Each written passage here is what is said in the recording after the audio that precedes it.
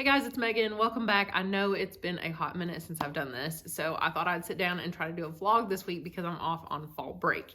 I hope to film a lot of videos this week as well, and you'll be seeing those very soon. But let's talk about what I'm going to read over fall break.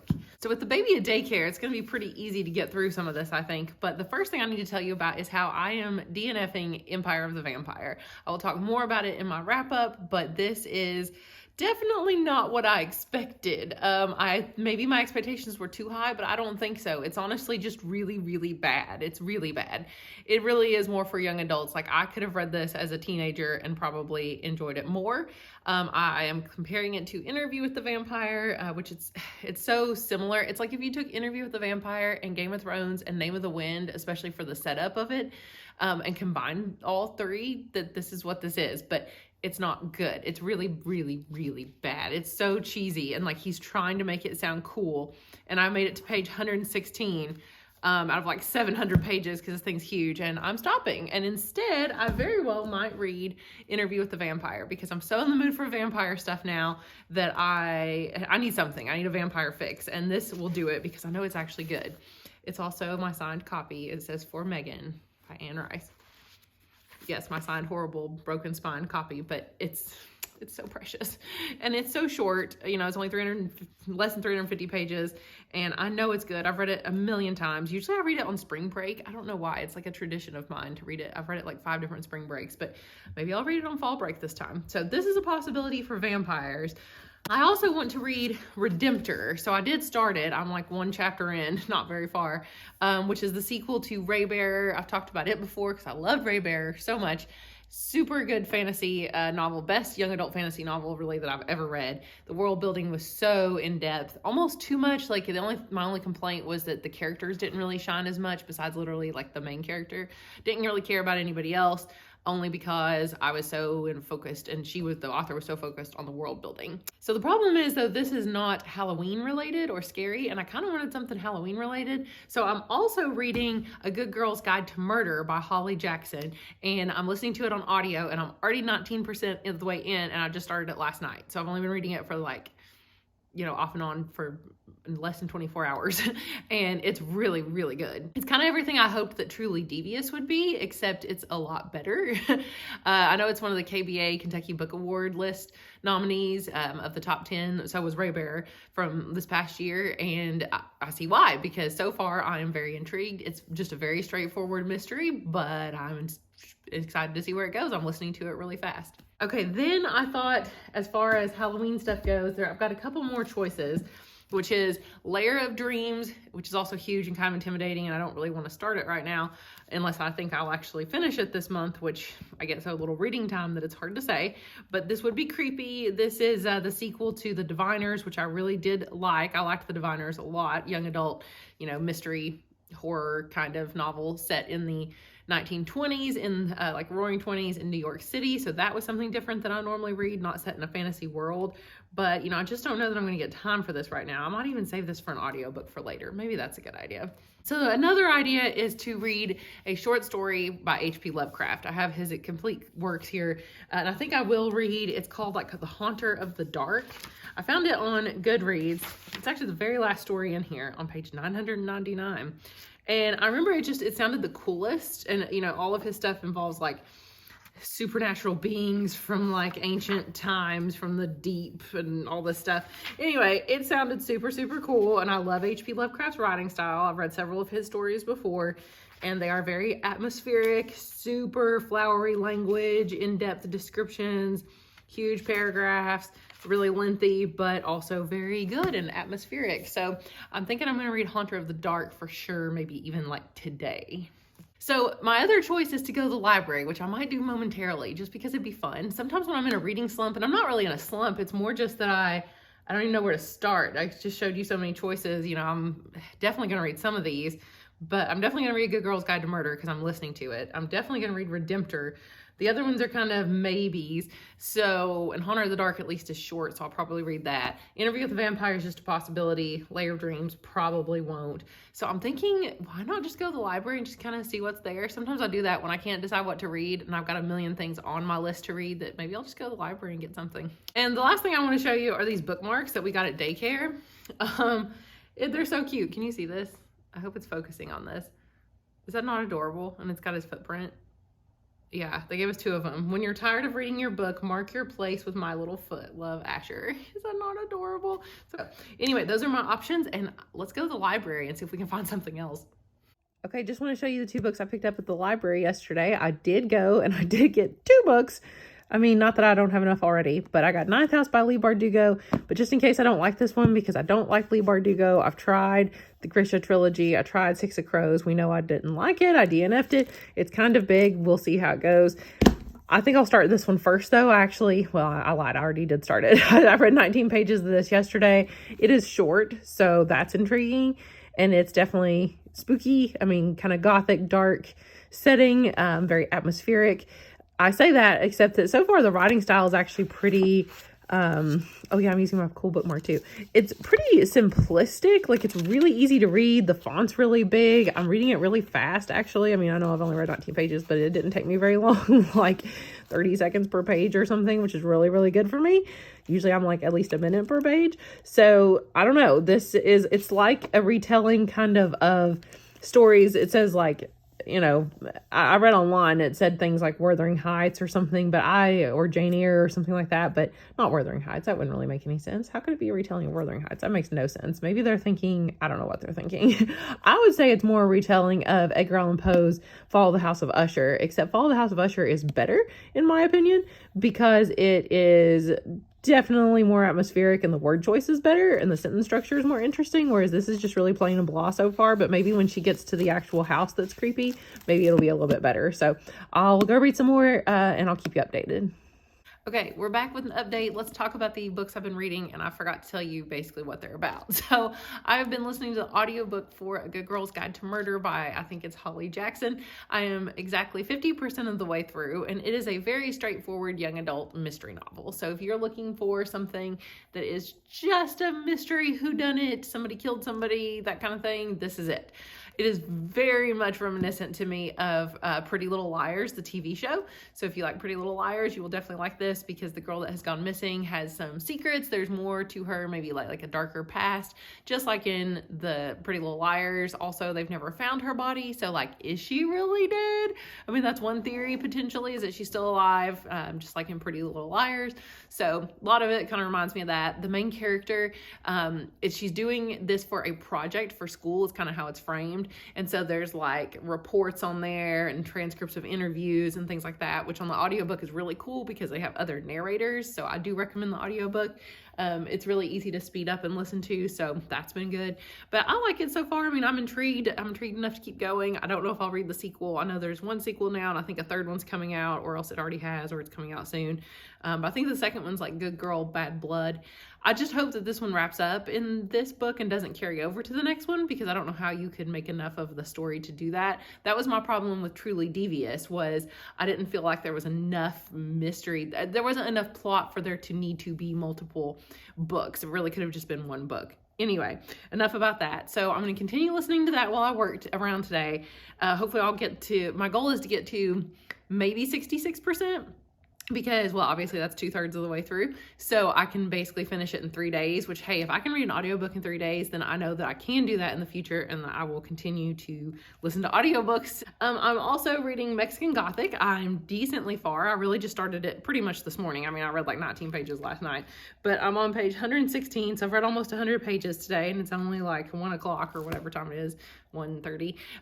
So I don't know if I'll get time to read anymore though, because I have to go get the baby from daycare about 4 o'clock, but I got to go do some errands before then, so we'll see. But anyway, this book it's okay. Like, it's good for what I wanted, just a fun little atmospheric read for the season that it is. Other than that, I really wouldn't recommend it probably to anybody. I would honestly definitely recommend that you read Fall of the House of Usher, because it is way more atmospheric than this, and it's so similar to the plot. If you don't know the plot of this or of Fall of the House of Usher, basically there's a creepy house with a really creepy family that lives in it. The main character gets sent there. In this one, of course, it's a girl in Mexico. Fall of the House of Usher, it's a guy, obviously. This one has a few more people that live in the house than in Fall of the House of Usher, but both of them have like an older male figure and then a young, feeble something wrong with her having weird visions and dreams female figure. So like, I mean, it's almost identical. And in fact, the old man in both of these, in both stories, has like an aversion to sounds, like loud noises. In Follow the House of Usher, he also doesn't like light. He's like, all of his senses are very sensitive. In this one, I think it might be the same case because they don't have much light in their house and everything's just dark and damp and mildewy and, you know, things like that. But just the way it's described in this is just really kind of blah somehow. I mean, yeah, they use some atmospheric terms, I suppose, like to create mood, but it's not the same mood that is in Follow the House of Usher, which is truly just depressing and grim and just, you know, I don't know, melancholic, I suppose. This one, not so much. Like, it tries, but it just doesn't quite get there. So it's just a bad imitation of that.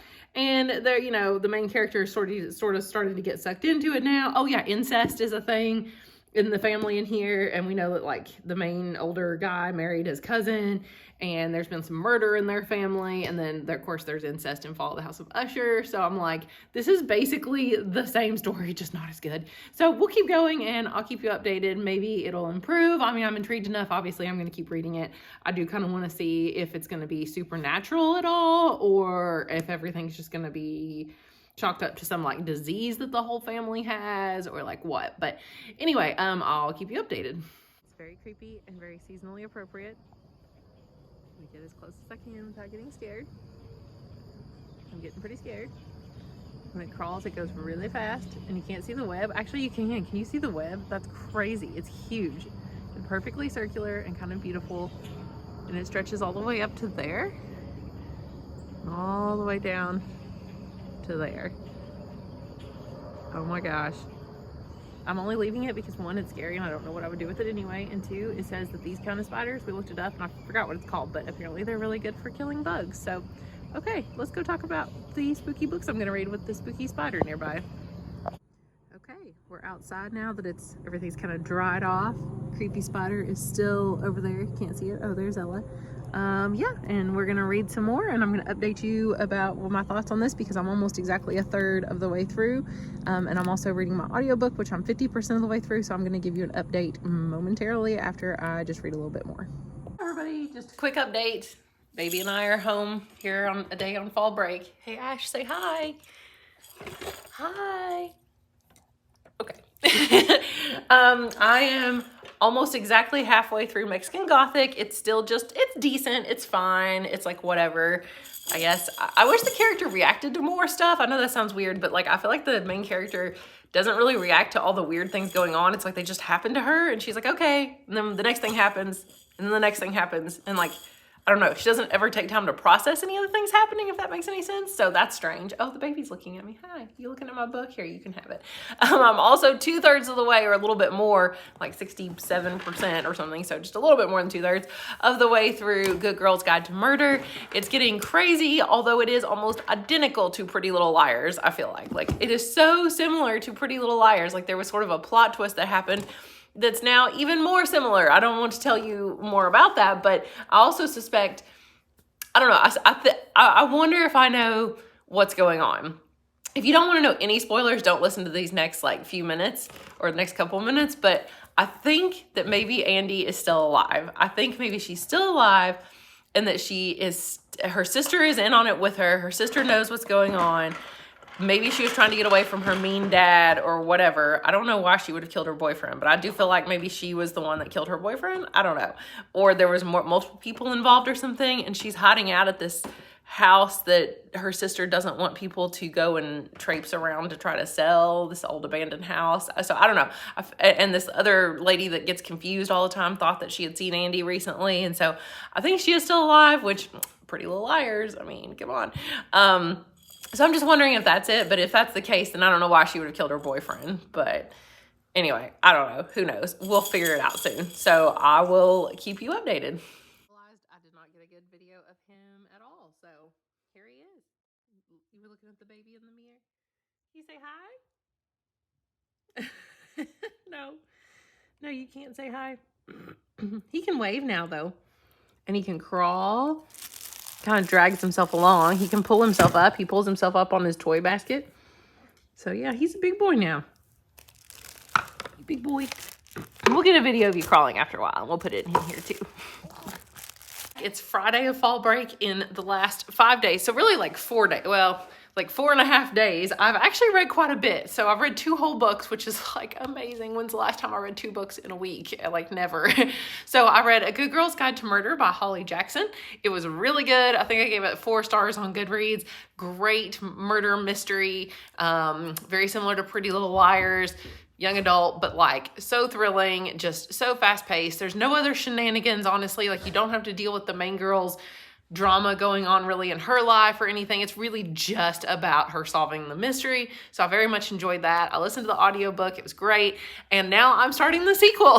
So I can't believe I'm actually reading the sequel, but I'm actually reading the ebook of the sequel. The sequel is Good Girl, Bad Blood. And at first I thought, this is silly. Why does there need to be a sequel? Everything was wrapped up in the first book. Unlike Truly Devious, which I mentioned in my other video last week about. Truly Devious just drove me nuts because it was not even that exciting of a case, and yet it was stretched out over like 3 books. So it didn't need to be. But this book wrapped up, the mystery in the first one. So I realized that the second one's going to be a different mystery, and I thought that was silly, but I trust the author. I think the way she's doing it's actually pretty cool. I'm like 12% in, and somebody else comes to the main character and says, hey, my brother's disappeared. Can you help me? I know you helped before and you know how to do this, and the police aren't taking it seriously. And she's like, no, I can't help you. I'll do what I can, but like, I really can't get back into this again. I was kind of obsessed last time. It caused bad things to happen. I'm not doing it again, but clearly I'm sure she's going to help again. So I think there's a 3rd book. I don't know if I know there's going to be a 3rd book. I don't know if it's out yet or not, but I do have the ebook, like I said, of the second one. I couldn't get the audiobook. But hopefully I'll get it soon. I'm on my waiting list for my own library's website, ironically, that I'm on the waiting list for my own copy of the book, kind of. But anyway, so hopefully I'll get to that one. The other book I just finished, I read over about half. Well, I read about half of it in one day today, so that was really exciting. But that's Mexican Gothic by Olivia Morena Garcia, or sorry, Sylvia. I just assumed that was an A. It's definitely an S. I actually liked it. I thought that the first half was just, follow House of Usher copy, kind of not really slow moving, but just kind of this, what you would expect to happen, I guess, in this weird, creepy house, and nothing too out of the ordinary. The last 100 pages are crazy. If you're into some weird stuff, it gets real weird. I'll just say that. It gets real weird. At first I thought, oh, okay, here's how they're going to explain the creepiness of this house and why the old man's so weird and why she keeps having these strange visions, and her cousin that's there, what's going on with her because she's acting really strange. They're seeing these weird visions in the house. She keeps having weird visions, and there's weird stuff about mushrooms, and you're like, is it just like some sort of fungus, that's like causing this or something in the house, because she suspects that too. Is it something supernatural? So I'm not going to tell you what it is, but I'm just going to say it's real weird. And even when I thought it couldn't get any weirder, it got weirder. But it was intriguing enough that I actually really liked the last 100 pages. I liked the way it ended. I read it so fast. I thought it was good. Like, I would recommend it to people. It has a bad score on Goodreads, like 3-point-something stars, which is pretty bad for Goodreads. I enjoyed it. I would recommend it. It's fun, as in weird. Like, I know it sounds weird to say that this is fun. It's not really that scary. Like, there's a couple of parts that I got freaked out about. There's one part that's real weird at the end that they mention, like, I don't want to even tell you, but let's just say it involves cannibalism and babies, and you're just like, what?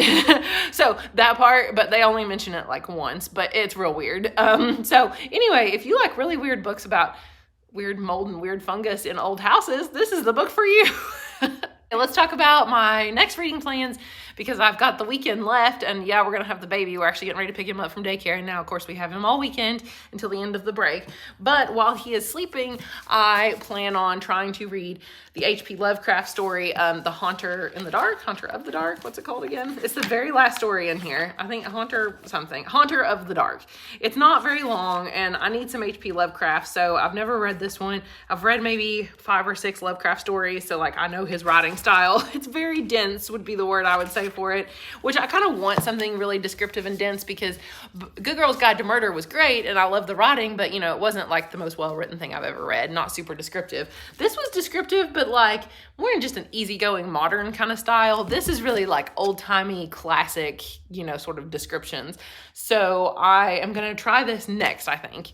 Obviously, I'm going to continue with my audiobook, Good Girl, Bad Blood, but I've also got some other choices. I still have Ninth House by Leigh Bardugo, which I think will be the physical book that I pick up after my H.P. Lovecraft story, because it is from the public library and I eventually have to return it. Dark Academia, that sounds kind of fun just because I'm really liking this break from fantasy. I think this is what I needed, just a break from fantasy worlds, because I was getting kind of burnt out. But I do want to try the Bone Houses. We listed this as fantasy, but I'm thinking it should be horror. I probably need to go back and actually look and see what this should really be listed as. Horror-drenched fairy tale.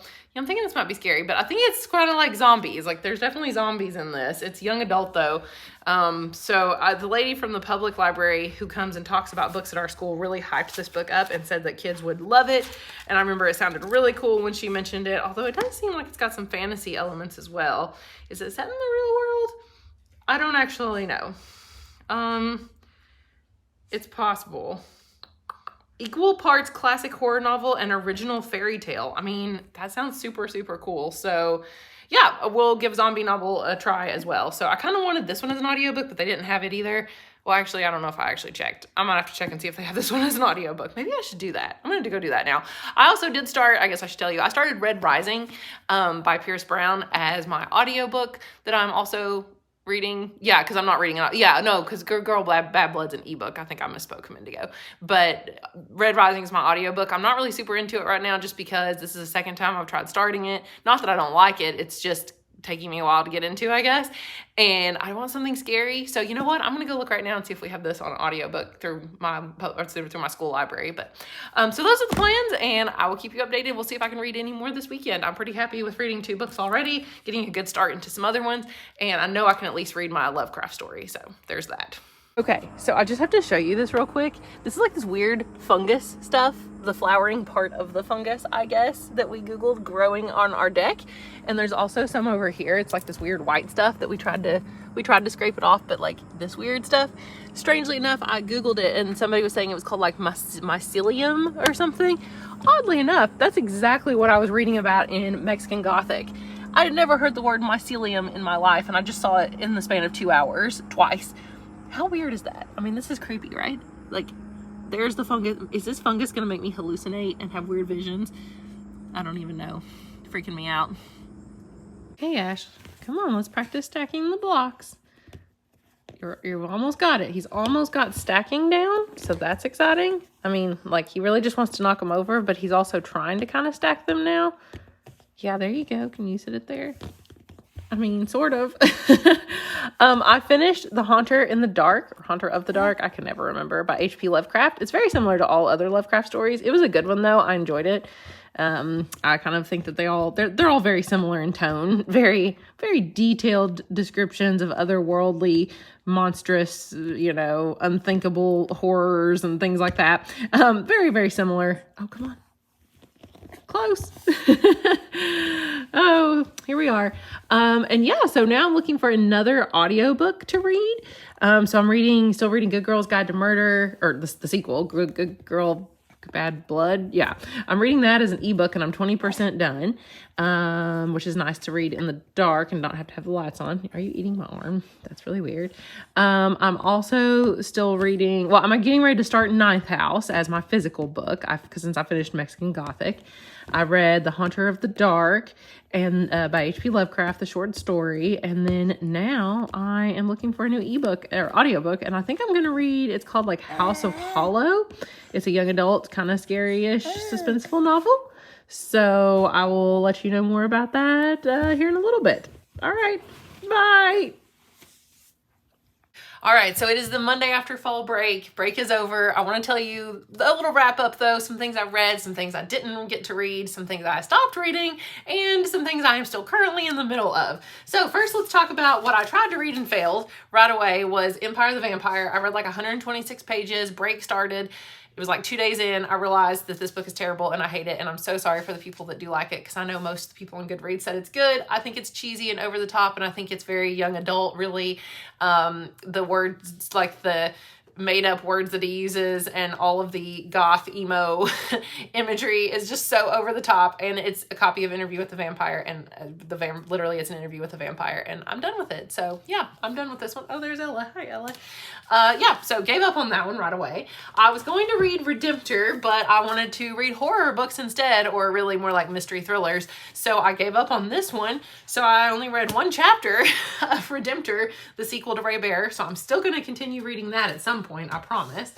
I also started vaguely reading Red Rising, and I got like 3 chapters in. Yeah, I'm on page like 23. So I will continue this, just not really in the mood, because it turns out I'm in the mood for dark, twisted kind of tales for Halloween. So I will continue this one, I promise. I also, as far as audiobooks go, I DNF'd City of Brass at like 10% in, if that much. I just was not ready for a whole complex fantasy world, especially through audiobook. So I gave up on that, started different audiobooks instead. Let's talk about what I do plan on reading soon. I still plan on reading Ninth House. I've heard really good things about it. I want some dark academia. I can't tell you the last time I read a dark academic book, so I'm really excited to read that. I also want to read The Bone Houses because, you know, it's scary and about zombies, and this sounds awesome. So I hear it's really unique. So I don't know. We're going to try and see how that goes. I think that's all that I still want to read. So everything else I either read or am in the middle of. So let's talk about what I did read. So physical book-wise, I did read Mexican Gothic, which, like I said, the first about 200 pages are just kind of what you would expect. It's very much Follow the House of Usher. Kind of meets The Yellow Wallpaper, if you've ever read that short story. Kind of like those two combined with maybe some other elements that you're just kind of like, you know, is there something supernatural? Like, what's going on? Then the last 100 pages goes off the rails. It gets crazy. The pace is really fast. It is slow at the beginning, more so, but the writing style is so like easy to read. It's not super complex, but it does get better, I feel like, as you go on. So I do recommend it. I would recommend it, actually. I didn't think I would at first, but I wound up liking it. I thought it was good. Like, it was really different, and you have to be in for some real weird stuff at the end because it does get real weird. Speaking of real weird, the other thing I read was I did read the short story Haunter of the Dark. So Haunter in the, let's one last time, which I'm sure I've already looked this up in this vlog before, but here we are. Is it Haunter in or Haunter up? It's Haunter up. Haunter of the Dark by H.P. Lovecraft. I did read that short story as well. It was really good. It's very similar to all of his other short stories, but it was about this, like, you know, this like church that is really creepy and weird, and this guy goes, well, there's a record of this guy anyway, who goes to see what's in it, and there's evidence of, you know, human sacrifices and raising ancient gods, you know, your typical kind of Cthulhu sort of stuff. Cthulhu, whatever.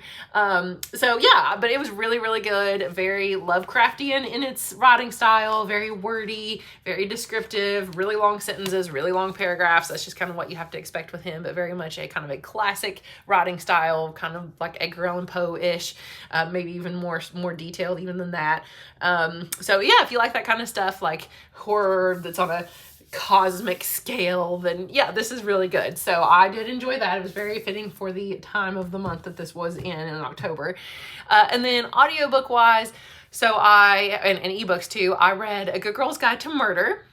That was really, really good. I was shocked at how much I liked just a plain old mystery. It was very similar to the plot of Pretty Little Liars, to the point that at first I was kind of mad about it, but then the book was so good that I didn't care. I flew through it, even though it was almost 400 pages long if you read the actual physical book. For a young adult book, I felt like that was actually it's a pretty chunky looking book I have at school.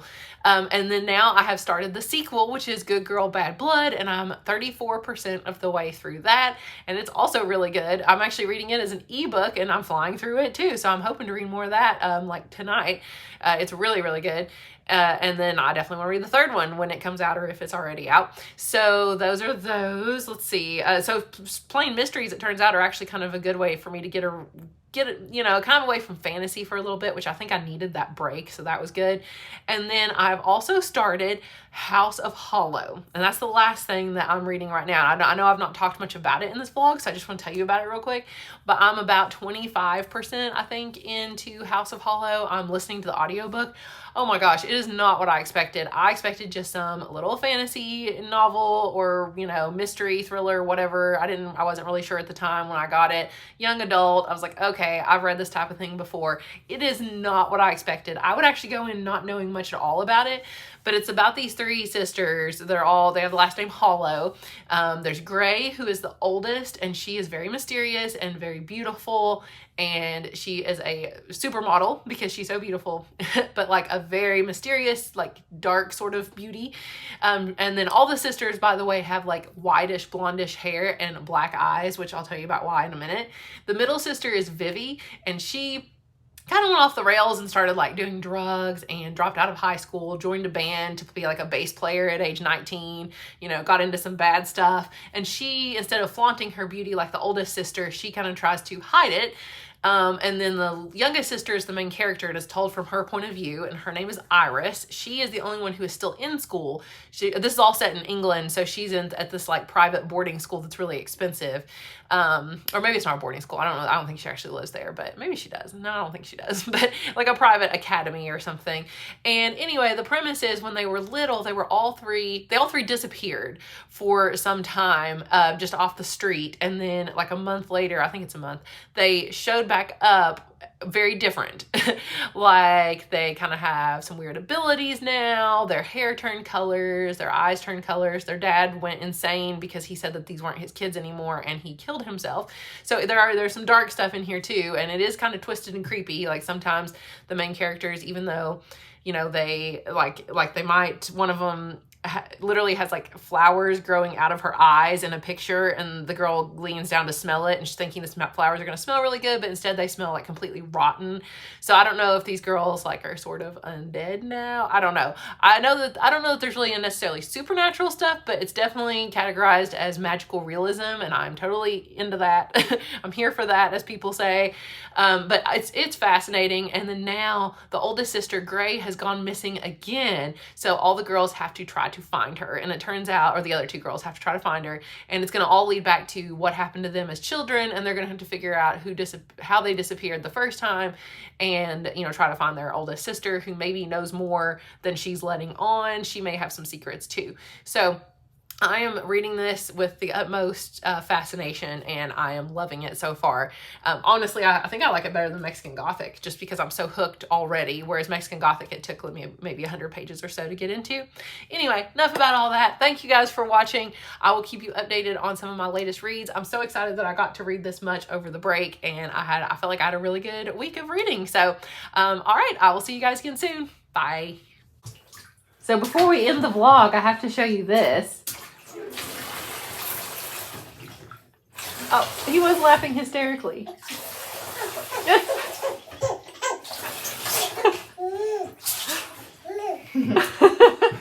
Is that funny? Do you want Daddy to do it again? Oh, you do? Okay, here we go. Okay. Do we get sprayed?